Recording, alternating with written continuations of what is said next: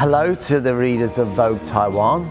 I'm Stephen Webster, I'm a jeweler, and I'm here in Taipei to launch a new collection called White Kites that I've done in collaboration with a jeweler that's already in Taiwan called Hearts on Fire. My life shaped by jewelry is partly because I've been a jeweler for 40 years, so since I was 16, and I think if I look back on those years, my real passion was about the making of jewelry, and I was very happy to be a craftsman. So, you know, the making, the detail, I love all the intricacy that's involved in making jewelry. And I think over the years since then, which has been quite a few, I think I've always been interested in providing a product that's unique to Stephen Webster, that's got a bit of humour, sometimes a bit of attitude, I think probably a bit of edge, and try and apply as much creativity and my enjoyment in life as I can into my product. My work has definitely changed over time.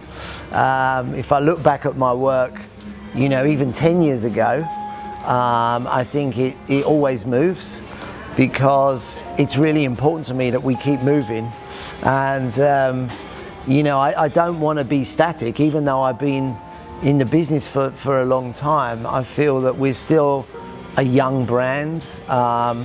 You know, my jewelry gets worn by people of all ages, so not you know, just people my age, but you know, people older than me, believe it or not, and people much younger, people like my daughter's age. And I think it's important that you keep moving, otherwise you lose that audience.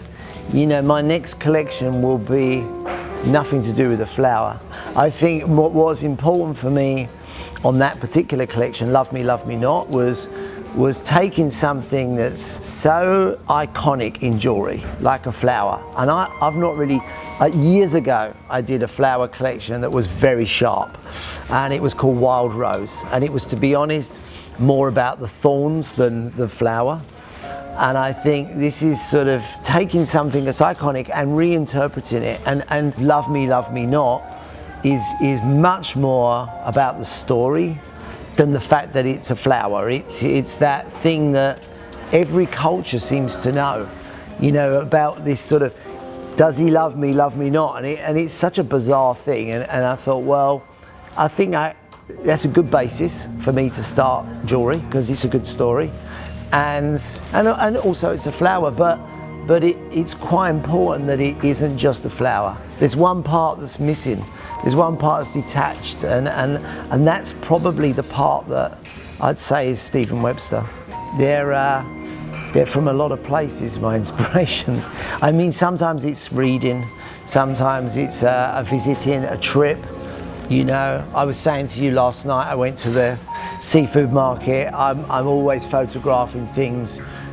You know, not everything ends up being jewelry, but I really do enjoy taking something that's unlikely to be jewelry, and sometimes that can be our biggest success. You know, some of the things like the 7 Deadly Sins or Jules Verne, you know, making a lobster ring, or just things that they're not obvious inspiration points, and turning that into the things that really work for Stephen Webster brand and my clients. And I think people come to us to be surprised a bit.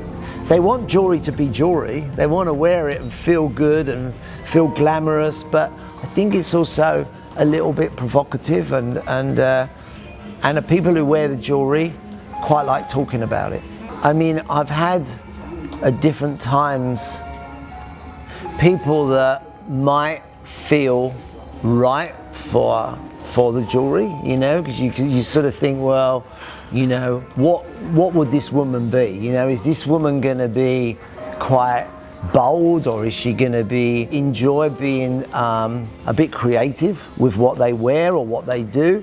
But honestly, it hardly ever works because if you design something for a person in mind, you bet the first person who buys it will be nothing like that person.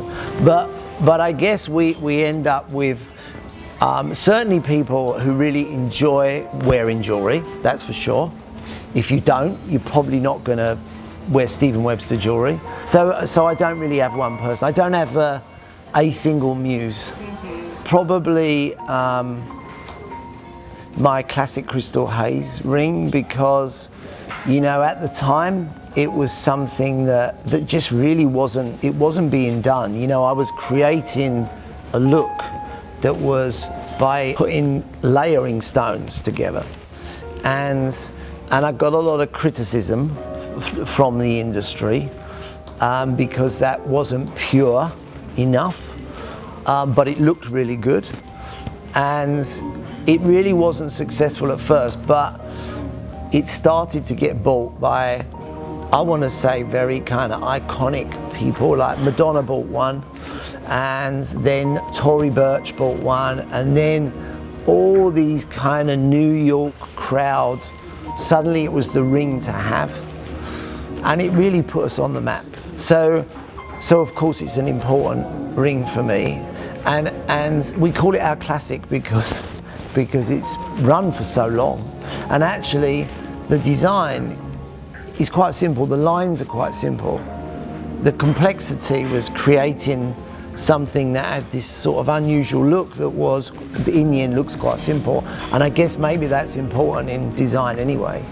So I've got lots of things that I've liked a lot, but that really changed my life. The White Kites is it's a collection that I've done in a collaboration with Hearts on Fire, and Hearts on Fire, I think the brand is very much about this perfectly cut diamond. So I had to work with diamonds, and creatively it wasn't restricting, even though I might choose lots of colours when I'm designing just Stephen Webster. It was more like a discipline, and said, right, okay, we've got to make a collection that's 100% Stephen Webster, but is only working with this perfectly cut diamonds.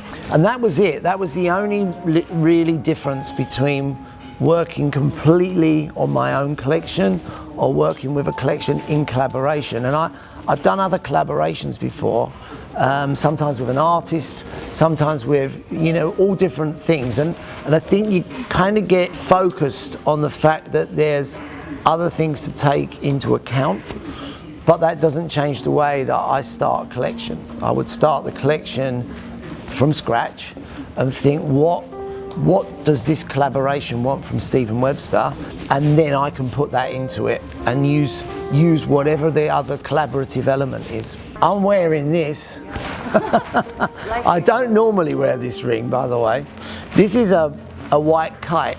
So this is rose gold, and it's set with diamonds. A white kite is a bird. It's a bird of prey, so it's quite a strong bird. And this is perhaps a good example of something from it. It's rose gold and white diamonds. If there was a woman, who's a famous woman, I thought Cate Blanchett would be really good. She'd be like, she's like a chameleon anyway. But I think people look at her as being, she's beautiful, she's like statuesque, she's really talented. She's worn my jewelry before, but I just think for this particular collection, these white nights, she would be perfect.